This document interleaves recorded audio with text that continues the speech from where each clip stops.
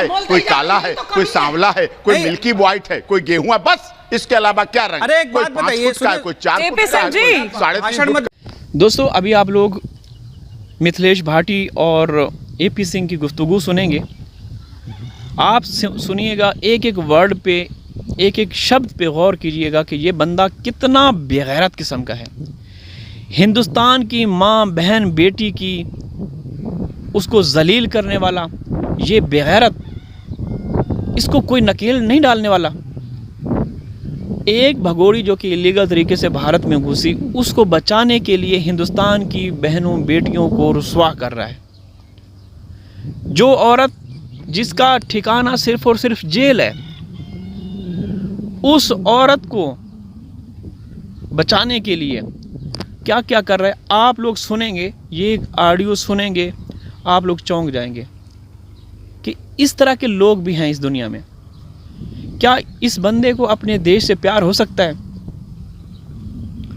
जो बंदा भगोड़ी को स्क्रिप्ट लिख के देता है कि तुम ये पढ़ो, ये करो, वो करो, फिर बच्चों को पढ़ाता है। अभी इस महीने में पता नहीं क्या क्या ड्रामे होंगे, वो देखना। 15 अगस्त को 13 इनके ड्रामे जो 13, 14, 15 अगस्त तक, अब 13, 14 से शुरू हो जाएंगे। तो सबसे पहले आप लोग ये गुफ्तगू सुने और एपी सिंह को लानत भेजते रहें। ऐसे आरोप लगाएगा। और सुनिए, आप सुनने का धैर्य रखिए। अगर बुलाया करते हैं आप, काफी मिन्नतों के बाद आप बुलाते हैं, और उसके बाद मैं इसीलिए नहीं आना चाहता हूं। आप सुनिए अब सचिन सीमा मीना के लिए क्या कहा गया। सीमा मीना के लिए जो कहा गया, हमारे यहाँ कुत्ता, बिल्ली, खरगोश अगर घर में पालतू हैं, पेट है, मर जाते, पूरा घर खाना नहीं खाता है, रोता रहता है, बच्चे रोते रहते हैं, परिवार में कुत्तों जानवरों तक को प्यार किया जाता है। सीमा को क्या बोला गया? पूंछ कटी कुतिया बोला गया, छिपकली बोला गया। यहां तक भी आपको मैंने सुन लिया। लेकिन जब आपने बोला कि सीमा गर्भवती कैसे हो सकती है, सचिन गर्भवती कैसे कर सकता है, इसका मतलब आपने उसके स्पर्म टेस्ट किए, इसका मतलब आपने गायनो टेस्ट किए, उसका मतलब आप गायनो के डॉक्टर हैं, इसका मतलब आपने किसी के पौरुष का हरण किया। ये सीमा सचिन मीना का नहीं है, इस देश के तमाम मीना समाज का है। इस देश के हर दलित, गलित, शोषित, पीड़ित, मजदूर, मजलूम का अपमान है। इस देश के उन पतियों का अपमान है जो पतले हैं, कमजोर हैं। आजकल डॉक्टर कहते हैं पतले हो जाओ, स्मार्ट हो जाओ, जिम जाते हैं, दवाएं लेते हैं। अब जरा उनकी बात भी तो सुन लीजिए एपी सिंह जी। इसलिए कि स्मार्ट, कुछ लोगों को वो स्मार्ट लगते हैं, कुछ लोगों को वो स्मार्ट लगते हैं।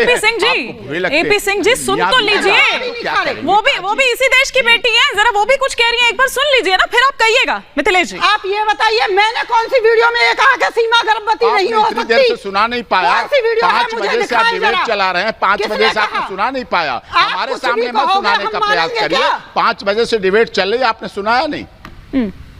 आप कुछ भी कहोगे, 5 बजे से आपकी डिबेट, मैं तो अभी जुड़ा, मैं तो, हमारे पास ये शब्द हमारे नहीं है बहन जी, ये शब्द हमारे ऑन रिकॉर्ड हैं।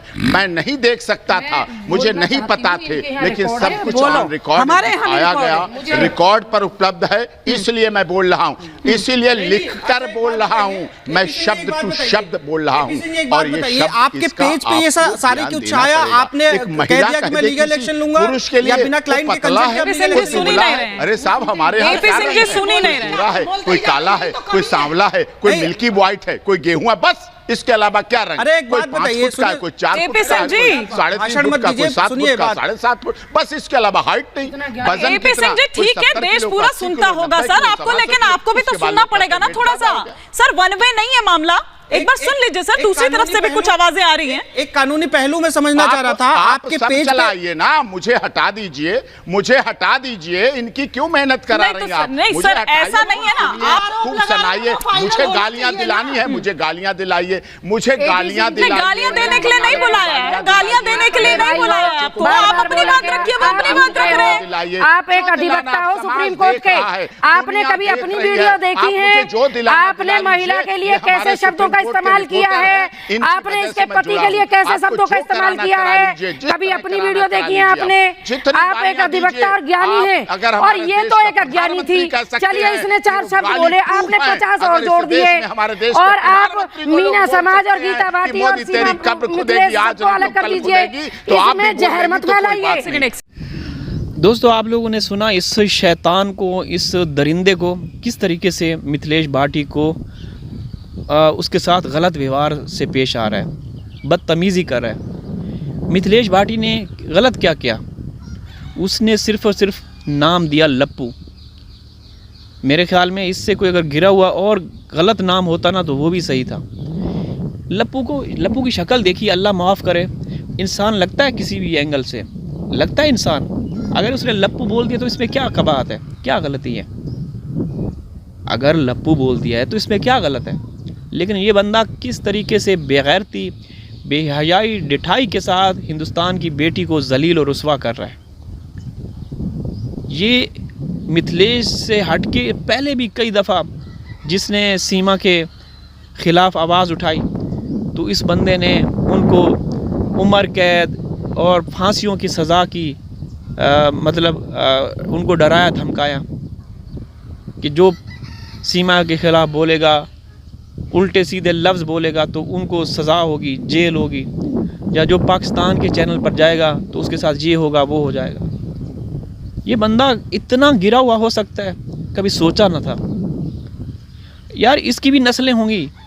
ये बुढ़ा जो है, बुढ़ा खोसट, ये दगड़ दल्ला, इस उम्र में इसके भी नवासे नवासियाँ, पता नहीं पोते पोतियाँ और सब होगा। इसको ज़रा भी एहसास नहीं है। हमारे बच्चों का बेरहमी के साथ भाई ये बंदा इस्तेमाल कर रहा है,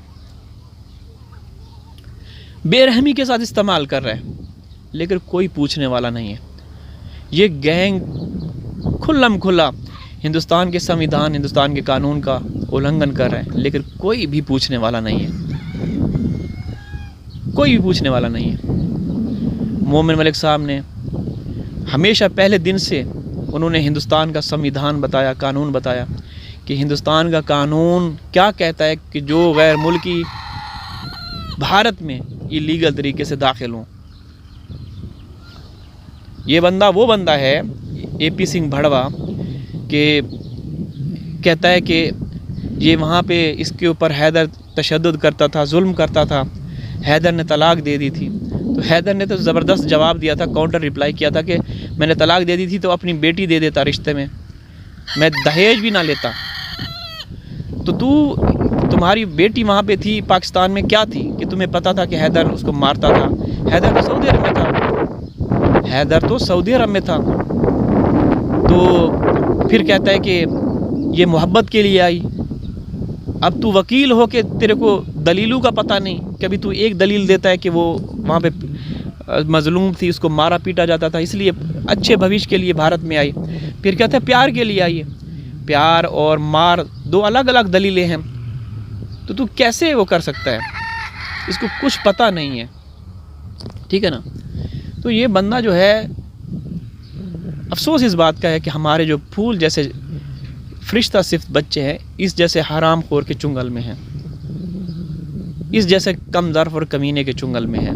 हम किसको गुहार लगाएं, किससे अपील करें? ये तो बहुत दुख होता है। अभी फिर अगस्त का महीना जारी है, जश्न आज़ादी के मौके पर ये हमारे बच्चों को फिर स्क्रिप्ट लिख के देगा, पाकिस्तान के ख़िलाफ़ नारे लगवाएगा। ये भड़वा अपने बच्चों को लेकर आ मैदान में, ठीक है, उनको स्क्रिप्ट लिख के दे, फिर पता चलेगा। तो क्या कह सकते हैं दोस्तों, बड़ा अफसोस होता है। अभी आप लोगों ने देखा किस तरीके से मिथिलेश भाटी उसकी इंसल्ट कर रहा है।